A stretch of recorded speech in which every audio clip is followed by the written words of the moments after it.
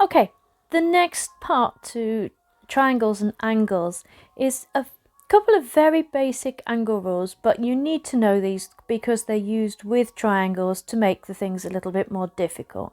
So really simply, if you have two lines that cross, then the opposite angles will always be equal. So you can see here, I've put 80 and 80 opposite to one another.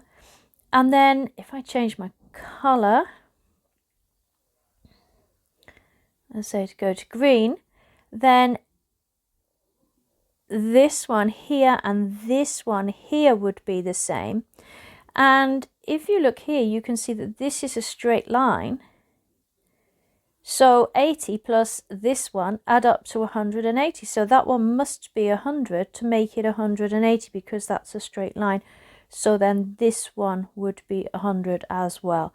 So you can see the opposites are the same. So here, what would we have? We would end up with this one being 140 because the top one is. The questions will normally just give you one and ask you to find the other one, okay? If you need to then find the opposites, you can see here, if you ignore this, we can actually rub this bit out at this point. If we rub that bit out, you can see that what we're left with is angles on a straight line, which we're going to talk about now. Angles on a straight line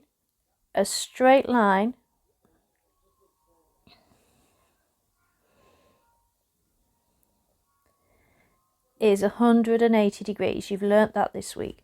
So that means that this one, you've got 180 minus 140 gives you 40 degrees.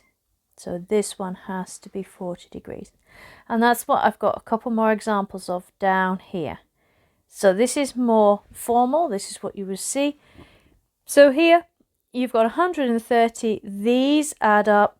So the rule you have to use, and you have to state these sometimes, angles on a straight line sum add up to 180, just like the angles in a triangle. You proved that with the actual triangle. Okay, so basically here we would have 180 minus 130 equals 50 degrees. So that would be 50 degrees.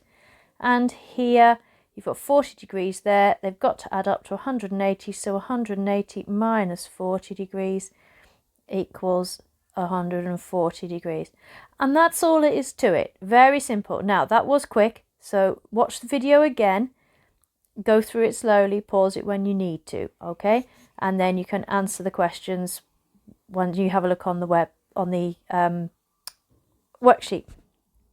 Okay, there will be combinations of these plus the angles in a triangle, and then the next little video is going to be angles in isosceles triangles. Okay, have fun.